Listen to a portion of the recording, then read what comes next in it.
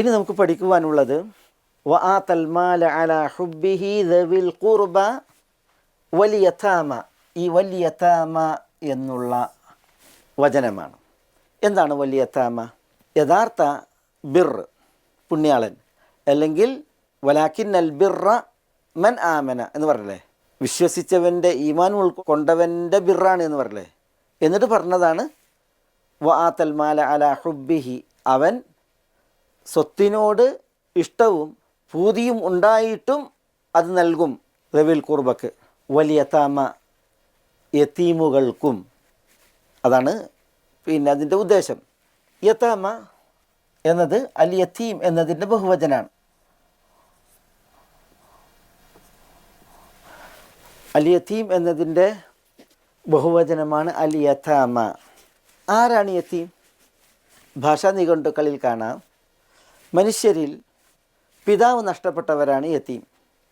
മൃഗങ്ങളിൽ മാതാവ് നഷ്ടപ്പെട്ടവരും. മൃഗങ്ങളുടെ തള്ളമാർ നഷ്ടപ്പെടുമ്പോഴാണ് അത്തരം മൃഗങ്ങൾക്ക് യതീം എന്ന് പറയുക.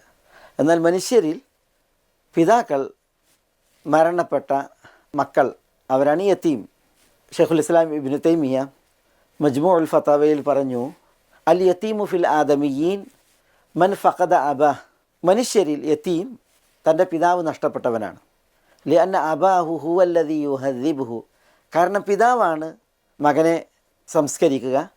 വയർസുഖുഹു, അവൻ അന്നം നൽകുക. വയൻസുറുഹു, അവനെ സഹായിക്കുകയും ചെയ്യുക.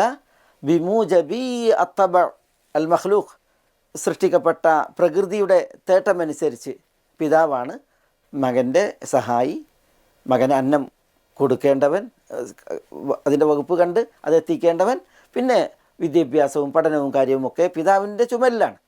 അങ്ങനെ പിതാവ് നഷ്ടപ്പെട്ടവർ അവരാണ് യതീം. ഒരു ഹദീസിൽ കാണാം, ഈ ഹംബല ഇബ്നു ഹിദിയം എന്ന സഹാബിയിൽ നിവേദനം ചെയ്യുന്ന ഇമാം തബറാനിയുടെ നിവേദനത്തിൽ, ലാ യുത്മ ബഅദ ഇഹ്തിലാം വലാ യുത്മ അലാ ജാരിയത്തിൻ ഇദാ ഹിയ ഹാദത്ത്. എന്താ പറഞ്ഞത്? ലാ യുത്ം, അനാഥത്വം ഇല്ല, ബഅദ ഇഹ്തിലാമിൻ, പ്രായപൂർത്തിയായതിനു ശേഷം. വലാ യുത്മ അലാ ജാരിയത്തിൻ, ഒരു പെൺകുട്ടിയെ സംബന്ധിച്ചിടത്തോളം അനാഥത്വമില്ല, ഇദാ ഹിയ ഹാദത്ത്, അവൾ ഋതുമതിയായാൽ. അപ്പോൾ പ്രായപൂർത്തി എത്തുക, അതിനു മുമ്പ് പിതാവ് നഷ്ടപ്പെട്ടവർ യതീമുകളാണ്, ആണായാലും പെണ്ണായാലും. പ്രായപൂർത്തി എത്തിയാൽ പിന്നെ യതീം എന്ന് പറയപ്പെടുകയില്ല. യതീമിനുള്ള പരിഗണനകൾ നൽകുന്ന വിഷയത്തിൽ വിശുദ്ധ ഖുർആനിൽ 22 ഇടങ്ങളിൽ യതീമിനെ കുറിച്ച് പറഞ്ഞിട്ടുണ്ട്.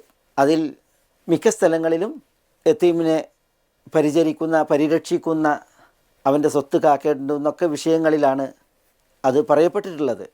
അന വകാഫിലുൽ യതീം ഹാകദാ ഫിൽ ജന്ന എന്ന റസൂലുള്ളാഹി സ്വല്ലല്ലാഹു അലൈഹി വസല്ലം തങ്ങൾ തൻ്റെ 2 വിരലുകൾ ചേർത്ത് വെച്ച് പറഞ്ഞ്, ഞാനും യതീമിനെ കാഫിൽ സംരക്ഷിക്കുന്നവനും സ്വർഗത്തിൽ ഇപ്രകാരമായിരിക്കുമെന്ന് പറഞ്ഞ് 2 വിരലുകൾ, ചൂണ്ടുവിരലും മധ്യവിരലും ചേർത്ത് വെച്ച്.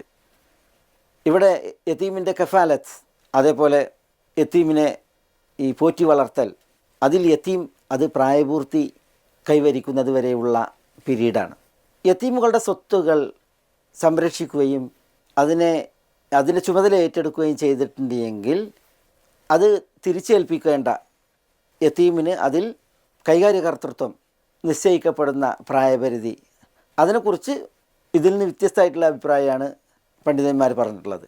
ഇവിടെ നമ്മളൊരു മസ്അല അനുബന്ധമായി മനസ്സിലാക്കേണ്ടത്, യതീം പ്രായപൂർത്തിയായാൽ പിന്നെ യതീം എന്ന പരിഗണനയിലല്ല. അത് നബി സല്ലല്ലാഹു അലൈഹി വസല്ലം തങ്ങളുടെ ഹദീസിൽ വ്യക്തമാണ്. ലാ യുത്മ ബഅദൽ ഇഹ്തിലാം, പ്രായപൂർത്തിക്കപ്പുറം പിന്നെ അനാഥത്വം, യൂത്തും അതില്ല എന്നത്.